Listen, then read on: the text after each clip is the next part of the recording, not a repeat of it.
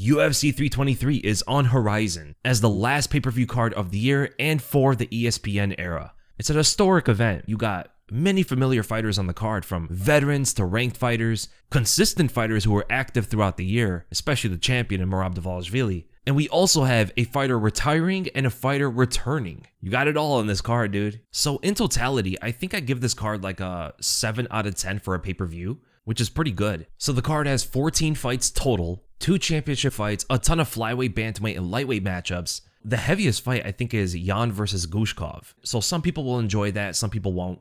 But regardless, we got 2 of the best champions in the UFC. Merab and Pantoja are becoming legacy champions if they haven't reached that status already.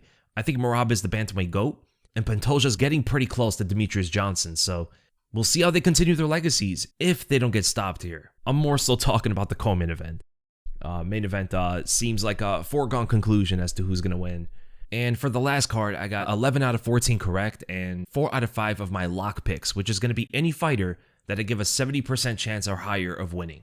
And the best prospect of the card goes no further than Peyton Talbot. He's fighting Henry Cejudo, a former champion. He has a lot to prove here. Should put on a pretty good performance. The fighter of the card, or fighters, are Merab Dvalishvili and Alexandre Pantoja, both champions, some of the greatest fighters in the sport, and 2 of the top 5 pound-for-pound fighters as well. So it'd be fair to have them both as the fighter of the card. And then the stake of the card, the fighter who's pretty much on the chopping block if he loses, is Antonio Trocoli. He is winless in the UFC on a 2-fight loss streak. He got finished in both of those fights, and he's probably getting destroyed for the 3rd time. Yeah, he's not that good. And you can see it with the matchup with Mansur, like they know what they're doing here. But the banger of the card, the most explosive, exciting fight, regardless of the skill, I believe is Terrance McKinney versus Chris Duncan. That is going to be a wild fight. Then the most slept on fight on the card, I believe is Ziam versus Nazim Sadykhov. And you know what? I think it's the overall best fight on the card as well. Both the sleeper and the best fight overall. And it will begin the prelims, so cash that fight early, dude. But we start with the first one, Muhammad Naimov versus Mairon Santos. This is a pretty solid one. Both fighters are decently skilled. Muhammad Naimov is on a 2-fight win streak, defeating Bogdan Grad and Khan Ofli. Before that, though, he lost to Felipe Lima by submission in the 3rd round. Overall, he's 5-1 in the UFC. Mairon Santos is 3-0. He has a mutual win in Khan Ofli, but knocked him out in the 2nd round. His only finish in the UFC so far. But since then, he also defeated Francis Marshall by split decision. It was very close. He got dropped in the 1st round, which really shifted those scorecards because it looked like he was going to win the first if it wasn't for that. And then Sadiq Youssef is another win of his. He was also on the Ultimate Fighter too, so he technically has a better record, but I don't think he's as good as Naimov, to be honest. Even though Naimov is a pretty sizable underdog, I guess Santos can work with his power. I think he hits harder than Naimov. He throws leg kicks similar to like Alex Pereira. He has a pretty fast and sneaky right straight that he just like darts in there with. Sometimes just reaches at the opponent. And he can be pretty dangerous in these like sporadic exchanges that aren't really calculated by his opponent, you know? But Muhammad Naimov is very efficient as a fighter, especially with that jab. Economical jab, constantly throws it to either intercept the opponent's movements, set up his combinations, gaining control in the fight. I think that jab is going to be so disruptive. And Santos will get himself defenseless sometimes when he throws that leg kick. And we saw Francis Marshall counter with the right hand effectively. I think Naimov's spinning attack should be a lot more limited here because he spins at the wrong time, he's getting floored pretty quickly. Santos is not one to just get reckless or unnecessarily flashy against. I think if Naimov just sticks behind the jab, works his entire game around that, counters the leg kick, and stays keen on defending against that right straight specifically, he should do pretty well. And not to mention, he's the more well-rounded fighter. Has taken down most of his opponents. If things aren't going too well in the stand-up, he could time some of those takedowns, potentially catching a leg kick or shooting under that reaching right straight to get a better entry shot. So I'm going with the underdog in this one, Muhammad Naimov, by a unanimous decision. I'm actually quite surprised he's that big of an underdog. Like, I get if Santos is like a, I don't know, minus 145 or something like that, but he's a minus 250. That's pretty insane. Like, he hasn't really impressed too much except from the Khan Ofli knockout. But then we go to the slaughter of the entire card. Mansur Abdul Malik is blasting Antonio Trocoli into an oblivion. This is not going to be a close fight whatsoever. Trocoli is a stake of the card. He's winless in the UFC on a 2-fight loss streak, both finishes, and they decided to throw him at the undefeated knockout artist, Mansur Abdul Malik. Like, they know what they're doing with this one, dude. They're not giving Trocoli much of a chance here because, to be honest, he's not that great. He has some good submission abilities and stuff like that, but Mansur is never going to allow it to get there. Mansur is going to defend all the takedowns, punch him in the face into the point of unconsciousness, and finish the fight on the ground. And hopefully, for Trocoli's sake, this fight is not refereed by Dan Miragliotta. Coaches, get ready to throw in the towel if it is, because someone's going to have to stop that pummeling, and it's not going to be Dan. So I'm going with Mansur Abdul Malik by a first round knockout. Trocoli's not much of a striker. Mansur at least has some of the fundamentals to work with, and he has the one-punch knockout power. He's very strong in the clinch. It's a horrible stylistic matchup for Trocoli. Like, they could have given him a better matchup, but then we wouldn't get a Mansur highlight reel knockout. I don't think they care to keep Trocoli in the UFC anymore. But then we go to Ibo Aslan versus the undefeated Iwo Barianewski. Ivo is a much more technical fighter. He doesn't have a lot of variety in his striking, but he's very efficient with what he works with. Specifically that right hand, he's so consistent with throwing it and then weaving to a different angle. That is the perfect maneuver to evade Aslan's general pressure style, but he just needs to be aware of the head kicks and knees when he's dipping that low. Ibo Aslan has a meathead style. I see head, I punch it type of style. Such simplicity that even Ian Cutelaba outsmarted him. Let that sink in. Ian Cutelaba outsmarted him. He's pretty strong and explosive, can overwhelm the opponent with pressure. He's effective as the hammer, but doesn't move his head that well, especially before he has to adjust, right? He's got to get punched in the face before he realizes, oh shoot, I got to move my head. He saw that against Cutelaba, but he might not have many opportunities to do that if he gets hit by someone like Ivo. Ivo also has some respectable power, and he has very good takedowns. I think he's technically superior on the ground as well, where Aslan has no grappling awareness. Like, look at the way that Cutelaba got his back and then got the arm triangle. There was no resistance to anything he did, except he just tried to stand up Derek Lewis style. It's like, dude, this isn't heavyweight. This might be the next weight class under, but it's not heavyweight, you know? And if he tries that same thing against Ivo, he's going to get his back taken, hammering away to a ground and pound TKO. But then we go to a very peculiar fight, as Jalin Turner is back. He has returned. After it seemed like he was committed to his retirement, he decided to make another run, and he's getting the veteran in Edson Barboza. This fight would have been so good if it was prime Barboza, dude. But he's washed. Like, he's not the same fighter at all. He's got some offensive capabilities, and he's still potent with the kicks, but his chin is weaker than ever before. He's a smaller fighter, and Turner now has, like, newfound passion or ambition, which could honestly make him a more dangerous threat than he was before. So Barboza is potentially entering the octagon against an already difficult opponent, but now reinvented, and I don't think it's going to go too well for him, to be honest. But both guys are coming off 2 loss streaks. Barboza lost to Drakkar Klose and Lerone Murphy, which spans 2 different divisions. Before that, he defeated Sadiq Youssef and Billy Quarantillo, lost to Bryce Mitchell and Giga Shikadze. Turner is also coming off a 2-fight loss streak to Ignacio Bahamondes and Renato Moicano. Before that, he unalived Bobby Green, and still is one of the worst stoppages we've ever seen, but lost to Dan Hooker and Mateusz Gamrot by split decisions. Yeah, I'm going to Jalin Turner. He's the bigger fighter, the longer fighter. I think in their current forms, Turner is both offensively and, more importantly, defensively the more capable striker of the two. Keeping the fight in the close stance and defending that left kick, while pressuring off of his jab and right straight, maintaining his position in front of Barboza the entire time, is how he wins this fight. I think Barboza doesn't do that well against pressure. He tends to crumble. That could be said about Turner as well when he fought Hooker, but Barboza's kryptonite is literally just pressure him and punch him in the face. He doesn't do well at all against this. Even Drakkar Klose has taken advantage of that. And I think Turner should be able to do it as well with a much longer reach than Klose. And standing at 6'3", the strikes are going to be a lot easier to land from distance. So I'm going Jalin Turner to win this fight by a second round TKO, succeeding in his return and potentially creating some hype for this second run. But what's also hype is seeing how many punches Marvin Vettori's chin can take to a decision.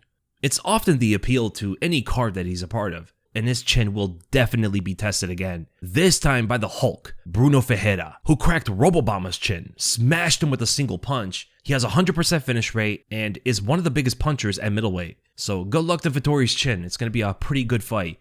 Now, I don't know if Vettori's chin is going to have the sort of striking defense to take Ferreira's power. I mean, potentially it's accumulated a lot of damage throughout its career, and Vettori's chin is pretty durable, but it doesn't move a lot, right? So Bruno Ferreira can potentially line up some good shots off different angles, but Vettori's chin has pretty good cardio, so it's going to be there for the long haul, and we'll see if Ferreira can withstand the exhaustion of continuously punching that chin for 3 rounds. No, Ferreira missed weight by 3 pounds and his takedown defense isn't strong, and now his cardio may be compromised. Vettori's incredibly durable, so he might be able to take everything Ferreira can dish out and wrestle to a win. And he has more experience, but low fight IQ. So I don't know how that reconciles itself. He straight up does not adjust his defense even after like the 100th punch whiplashed his brain. Bro, Ferreira's like 5'10", he's not big for this weight class at all, and he still somehow missed by 3 pounds. That's completely unacceptable, dude. Like, how are you missing weight and Marvin Vettori isn't? Because Vettori's bigger than him. Like, if guys like Gregory Rodriguez is not missing weight, how are you? Very unprofessional. He had potential too. And honestly, if he didn't miss weight, I thought he would win this, but missing by 3 pounds and seeing how horrible he looked on the scale was a great sign that his cardio is probably going to be shot in this fight. And all Vettori has to do is pressure him constantly and wrestle. So Marvin Vettori wins this fight by a decision. But then we go to the best fight of the card. In my opinion, Ziam versus Nazim Sadykhov. This is going to be a great one, dude. So Ziam is on a 5-fight win streak. He last lost to Terrance McKinney. Ever since, he defeated Mikhail Figlock, Jai Herbert, Claudio Puelles, Matt Frevola, and Mike Davis. So some of those guys are actually pretty good, relatively outside of the rankings. And then Nazim Sadykhov is on a 12-fight unbeaten streak. One of those a draw against Slava Claus. But in the UFC, he's defeated Evan Elder, Terrance McKinney, Ishmael Bunfim, and Nicholas Mata. These are all pretty good fighters as well. So I think the competition level is somewhat similar between these two. But we already know the results of this fight. McKinney defeated Ziam. Sadykhov defeated McKinney. You know what that means. Ziam is going to defeat Sadykhov. This rock, paper, scissors effect happens so often. We just saw it in the main event of the last card with Arman and Hooker. Arman lost to Gamrot. Hooker beat Gamrot, and then Arman proceeded to destroy Hooker. So Ziam wins the fight by a unanimous decision. No, but numerology aside, I think these two guys are pretty well matched up. So firstly, Ziam is going to have the height and reach advantage. He is 3 inches taller with a 6-inch reach advantage. Do they have an arm span surgery for Sadykhov, bro? Like 69-inch reach at 5'10"? I mean, it is close to average, but I think typically fighters tend to have a longer reach than their height. It's average for the regular person, but I'm actually very interested to see what the average reach per height ratio is amongst UFC fighters. I feel like I've seen reaches exceed heights fairly often when seeing the stats of these fighters, so that is not going to be good for Sadykhov. Ziam is also very good with point fighting. He is excellent at distance, dangerous in the clinch, as he showed against Matt Frevola, which was still a huge blunder by Frevola's coaches, by the way. They told him to turn and face Ziam at the wrong time, bro. And I think Ziam also heard them and just kneed him in the face and knocked him out. He's incredibly methodical with his jab, targets the body and head with it pretty well, keeps the opponent at distance with it, and then will fake it to rip a left hook to the body. You saw this against Mike Davis. He angles with the jab pretty well with his footwork too, and he would disengage from the clinch with spinning elbows. He will try to intercept the opponent's head movement with knees, and his kickboxing and Muay Thai skills are pretty decent. Now, he throws the right straight in a very vulnerable way, where essentially he's given a big tell when he's flaring out the elbow and reaches from far distance with it without even setting it up sometimes. And I think his biggest weakness in the striking is his head movement. You would think he learned from Edmund sometimes. Mike Davis, like in some of those sequences, was blitzing him down and Ziam was just not moving his head. He got hit by some big shots, pressure to the fence, and he has the clinch to neutralize the aggression, but Sadykhov's pressure and cage cutting is going to be key for him to win this fight because his combinations are beautiful to watch, dude, if he is able to get that close. And that's a big if. So his footwork is essentially the basis of all of his success here. And I don't know if he has it, dude. I don't know if he's going to be able to consistently cut off the cage. Now, he could set up his pressure striking off of his wrestling, shooting takedowns just to get close to Ziam and push him up against the fence so he can disengage for those combinations. Might be the game plan there. You know, it's a multifaceted way of actually getting there. You know, it's going to require some cage cutting, require the correct position to shoot the takedown in the first place. And then from disengaging, he places himself in the distance to start taking advantage with his combinations. He has excellent body shots, very good high kicks. I don't see him throwing too many of those against a taller opponent, but the combos from the punches and elbows are going to be pretty potent in this fight if he is able to get into that range. And I cannot emphasize that enough because, dude, I can see Ziam just pot-shotting the entire fight, counter-aggression with takedowns, and winning off of that. And I think it's more probable. So I'm going with Ziam by a unanimous decision, winning 2 rounds out of the 3. Should be a very close fight. And then we go to Maycee Barber versus Karine Silva. This is a tough fight to pick because Maycee Barber hasn't fought since March of last year. And she was supposed to fight Erin Blanchfield, but couldn't make weight. She had a seizure. I don't even know if she can make weight, let alone fight. And that's really all it's going to come down to, because I think a healthy Maycee Barber would win this fight. But it's quite uncertain, man. But Karine Silva is awesome, dude. She does provide a great service of bathroom breaks. She might be a top 5 go for her philanthropy work, but honestly, it could be a good fight. It just depends mainly on Barber making the weight and showing up, because if she does, I think she wins the fight. Her pressure and striking should be pretty overwhelming for Karine Silva to handle. Silva might be shooting takedowns and stuff, but I think Barber is so much stronger, and her footwork is sufficient enough to momentarily escape on angles and re-engage for more power punches. Karine Silva is not a great striker. I think Barber's ferocity and punching power alone can overwhelm her. She's very pressuring in the stand-up and quite big for the weight class. So, oh, and she made weight. She's in great shape too. That's awesome. Okay. Yeah, I'm definitely going with Maycee Barber. I was going to pick her regardless, but with the reassurance that she made weight and looks healthier, I think it's an indication that she's definitely going to win this now. At least that's what I think. I'm going with Maycee Barber by a decision. Then we go to the banger of the card, Terrance McKinney versus Chris Duncan. This could be an extremely explosive fight that could end in the first round, but I think we're going to see a lot of wrestling out of McKinney in this one. He has the punching power to at least exchange with Duncan, but Duncan is more technical there. He's extremely efficient with the right hand. You saw that routinely throughout the Rebetsky fight, even ending his combos with the left hook, and he's quite dangerous in the clinch as well with the knees and elbows, but he doesn't have the strongest takedown defense, and we heard McKinney say it before this fight, that he's going to wrestle this guy Dagestani style to a decision. And honestly, I think he could, because McKinney can wrestle, and he defeated both of his last 2 opponents, Slava Claus and Damir Hadzovic, both fighters who also have non-existent takedown defense, and he illustrated the fight that way too. First round finishes off of his grappling. Duncan is going to be tougher, but I think McKinney is eventually going to win the fight in the second round by a submission. Duncan's probably going to come out there with a lot of heat and try to knock McKinney out, right?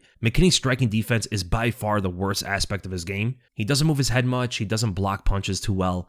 He's gotten knocked out by a head kick and a flying knee before.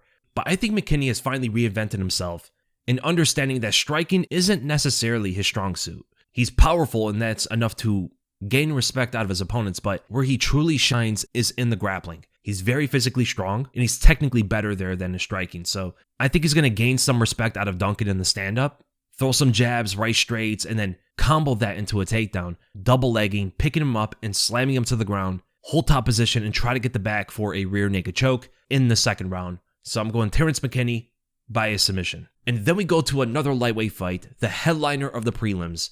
Grant Dawson returns to fight Manuel Torres. Grant Dawson's on a 3-fight win streak. He last fought in January, so it's almost been a year. He has defeated Diego Ferreira, Rafa Garcia, and Joe Selecki after losing to Bobby Green.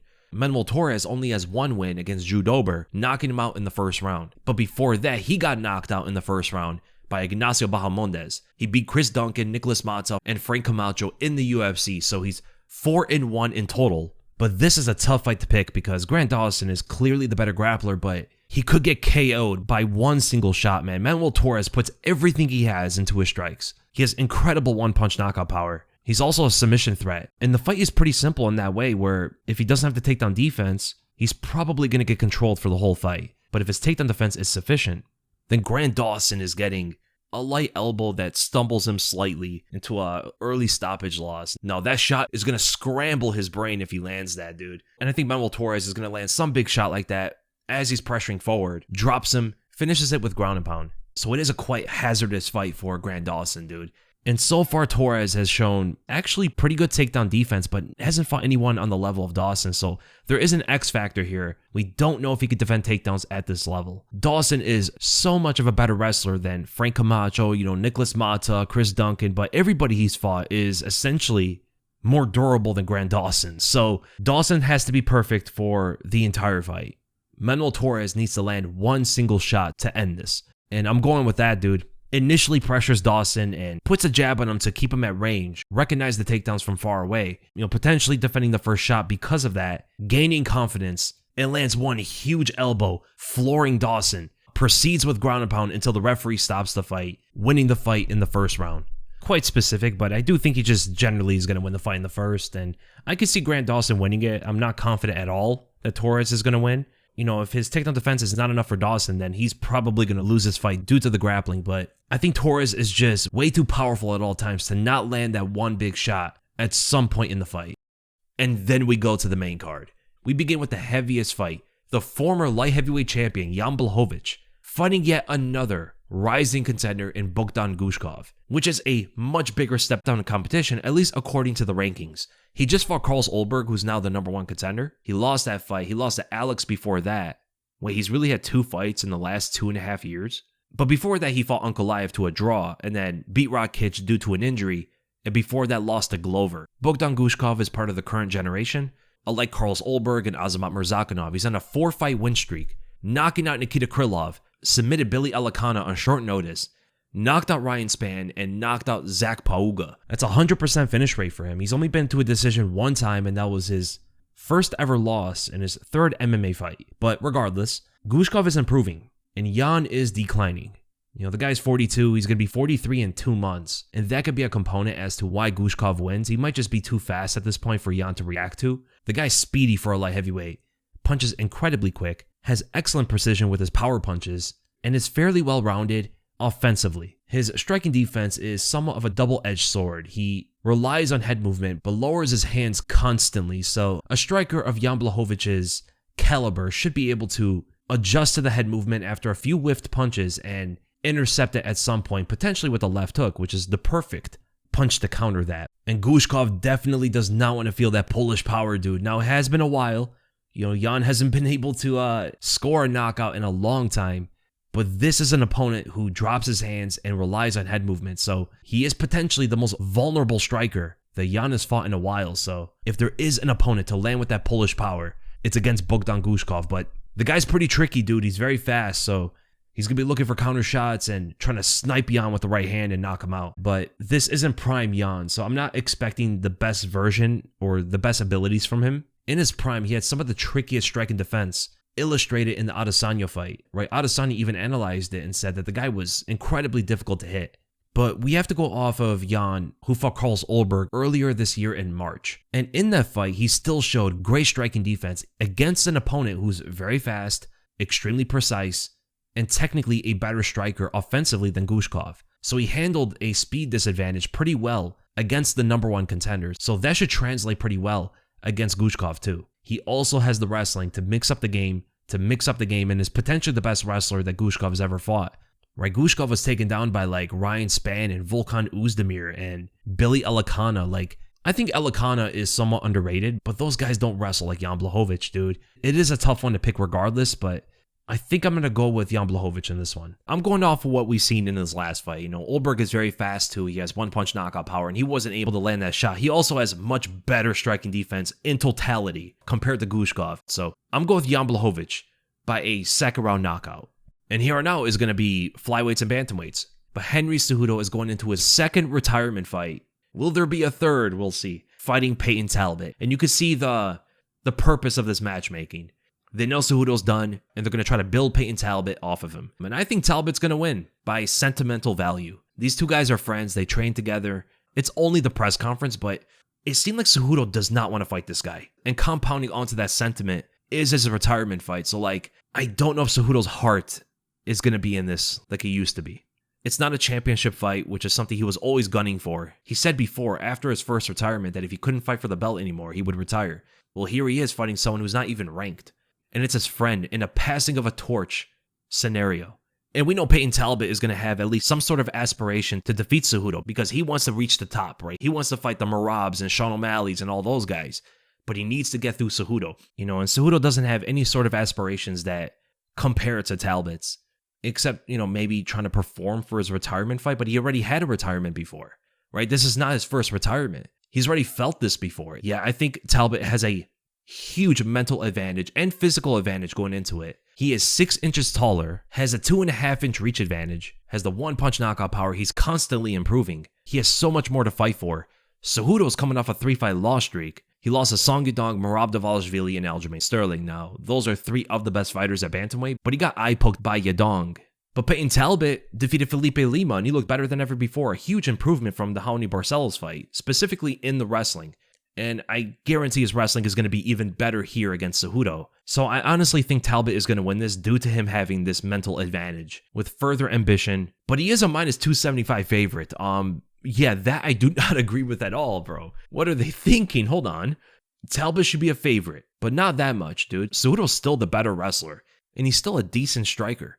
I don't know, dude. Well, whatever. I'm still going with Peyton Talbot, winning this fight by a third round TKO. I think he lands a shot at range as Cejudo's roaming around, knocks him down, and finishes him with ground and pound, sending Cejudo into retirement once again. But then we go to Brandon Moreno versus Tatsuro Taira. If Taira wins, he could put himself at the front of the line for the next title shot. If Moreno wins, he's got to fight somebody else. He's only on a 2-win streak, and those are against Steve Erceg and Amir Albazi, who aren't the best wins for a convincing title shot, you know. He lost to Brendan Royval before that, so if he beat Royval and then those two guys, and then let's say he defeats Taira, then he has a much better claim for a title shot, but right now he doesn't, even if he beats Taira.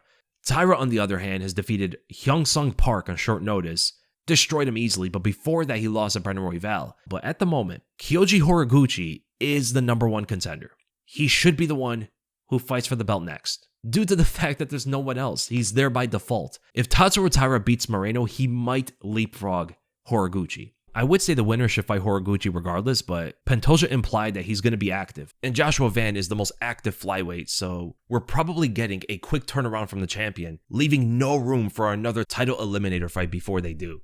I don't think Taira wins though. I think Moreno is good enough on the ground to avoid all the submissions.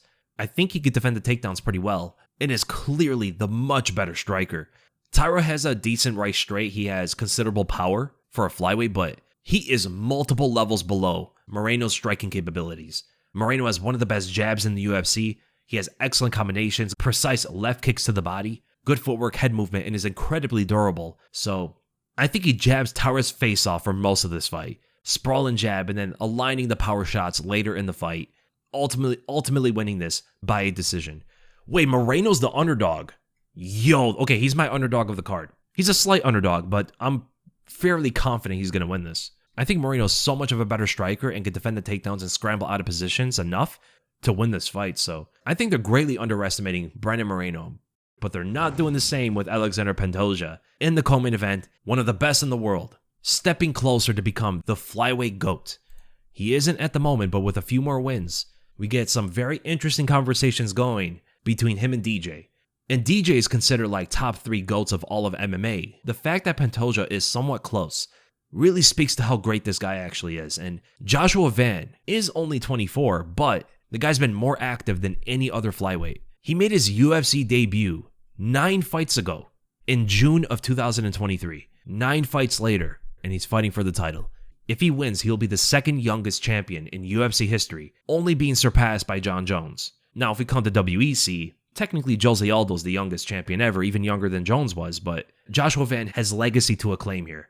But it's not going to be easy at all. Pantoja is currently on an 8-fight win streak, 5 of those title wins, defeating Kai Kara-France, Kai Asakura, the Kai Slayer, Steve Erceg, Brendan Royval twice, Brandon Moreno, Alex Perez, and Manel Kape. Names that consist most of the top 10, which is insane. Joshua Van's on a 5-fight win streak, defeated Brandon Royval, so they both have that mutual win. Bruno Silva, Ray Tsuruya, Cody Durden, and Edgar Shirez. I'm going with Pantoja. He's more durable. He also has respectable punching power, has hurt many of his opponents with one shot, and is by far the best grappler of this entire division. One of the best in all of the UFC. And Joshua Van does not have the best takedown defense, or at least he hasn't shown so far. But he does have an excellent ability to get up to his feet. You saw that when he fought Ray Tsuruya, right? Ray took him down like 4 times. Van's get-ups are really good. I don't think it's going to matter too much against Pantoja. Pantoja's ability to control the opponent is impeccable. Like, you rarely see anybody grapple on this level. It is a treat to watch Pantoja scramble with his opponents, get dominant positions, and then secure the submission wins with his signature rear naked choke. But Joshua Van is definitely the better striker. I think he's one of the best boxers in the UFC. He puts together combinations very well. He works off the jab, targets the body better than most. He has decent leg kicks, and displayed excellent cardio against Royval. And that might be another advantage of his. Pantoja's early hectic pace causes him to slow down at about like the 3rd round, usually. He doesn't totally gas out, but he definitely gets slower. Like, he overwhelmed Kai Kara-France to where the guy couldn't even get out of first gear. Him and Merab have that sort of pressure where they stifle the offense and confusion and overwhelm the defenses. But the difference between them two is that Merab obviously has the better cardio and Pantoja is a bigger finishing threat. And he might approach this fight similarly as well. Heavy initial pressure off of leg kicks, puts together combinations with his hands, pushes Van up against the fence, shoots a takedown, body lock, picks him up and slams him, gets his back, rear naked choke. I'm going with Alexandre Pantoja by a second round submission. And this could be a misread, but I don't know if anybody sees it too, but Joshua Van seems to be quite cocky going into this one. He says that he doesn't need a game plan to fight Pantoja. He's talking about like his own greatness in the third person, playing into the crowd more. When he said that he doesn't need a game plan, I'm thinking this guy is already getting full of himself. Like, what do you mean you don't need a game plan against Pantoja? Now, it's possible this has always been the way he's moved for fights. I don't know though, but I heard him say it about this fight and I'm thinking that can backfire horribly for Joshua Van, dude. And what coaches are allowing him not to go in there with a game plan? Like, are they all on board with this? They all believe they don't need a game plan? All right, man. Pantoja comes from a very good camp who put together tactical game plans, so we will see. And Joshua Van's style is pretty straightforward in what he tries to do. Sprawl and brawling on a technical level, right? He's not well-rounded where he's shooting takedowns and going for submissions and stuff, so we'll see how it works. Greatness has not been achieved yet. Even Pantoja doesn't speak like that of himself, and he could. It'd be reasonable. And the thing is, if he loses to Pantoja, like, he's eventually going to become a champion. But I don't think this is the time. And then we go to the main event. The bantamweight GOAT and current champion Merab Dvalishvili fights Petr Yan for the second time. Well, it could be 1-1 after the press conference. Yan with the 10-7 out of nowhere, man. He's actually an underrated trash talker.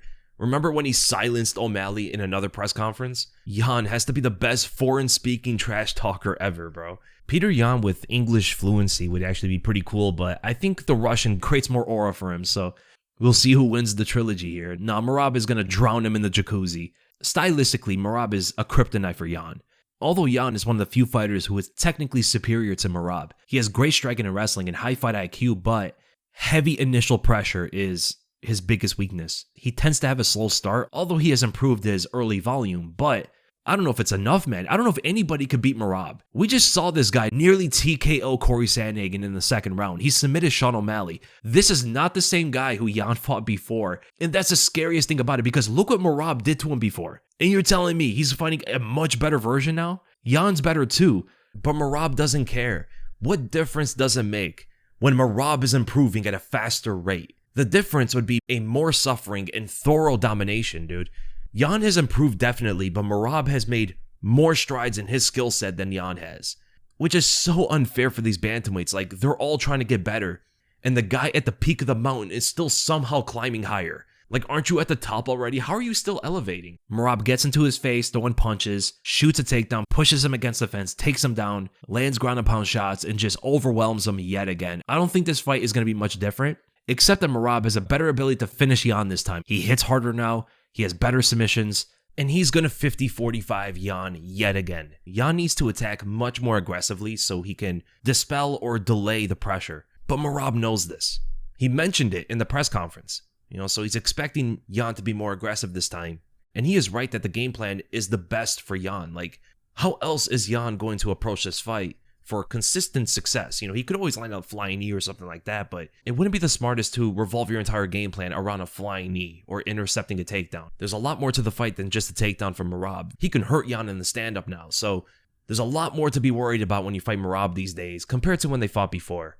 If Yan is standing there idly in the center or takes a step back instead of constantly moving forward, the machine is going to run him over just like last time. Putting Merab on the defensive is his best game plan, but I think Merab has devised a game plan of his own around Yan's already. Because why else would he mention it in the press conference if he wasn't prepared to fight against it? Bro, if Merab finishes Yan, he's like top 5 GOATs or something. Like, a decision is understandable. A finish, though, would truly exemplify Merab's greatness. So yeah, I think he dominates the fight. He's a heavy favorite going into it too. And you could sports bet on DraftKings, thankfully sponsoring this video, covering all the UFC fights and providing the absolute best betting lines. From all the UFC pay-per-view cards to the fight nights to even Dana White's Contender Series, DraftKings has it all. With plenty of research, you could capitalize on those odds using that MMA knowledge. And they have all the fights for this card as well. So Merab Dvalishvili is a massive favorite over Petr Yan, one of the biggest on the card. And even the other champion, Alexandre Pantoja, is quite a sizable favorite over Joshua Van. Now this one is very interesting. Tatsuro Taira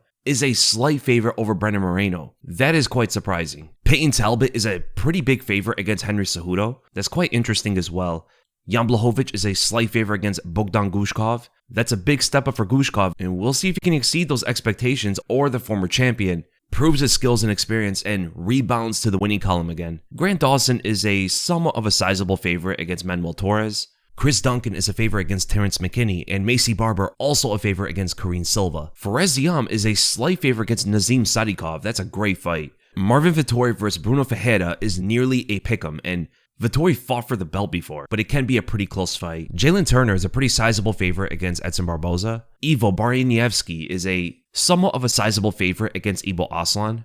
Then the biggest favorite on the card, Mansur Abdul Malik, dwarfs Antonio Trocoli as over a minus 1100 favorite. And then Mairon Santos is a pretty sizable favorite against Muhammad Naimov. So there's some interesting odds in this one. You could bet with a straight bet, wait for the props, just endless strategies, and it's all awaiting you on DraftKings. So for anybody who's interested in sports betting, DraftKings is absolutely the place to go. Go to DraftKings.com and use the promo code THEWEASEL when you sign up, as they're giving you a generous offer for all new customers, turning your $5 into $200 if your bet wins. Paid instantly in bonus bets. The crown is yours, and the offer requires a minimum of minus 500 on the odds. Remember, go to DraftKings.com and use the promo code THEWEASEL. Remember to bet responsibly. So I hope you guys enjoyed the video. Make sure to give it a like, subscribe, hit the bell for notifications, and I'll see you guys in the next one.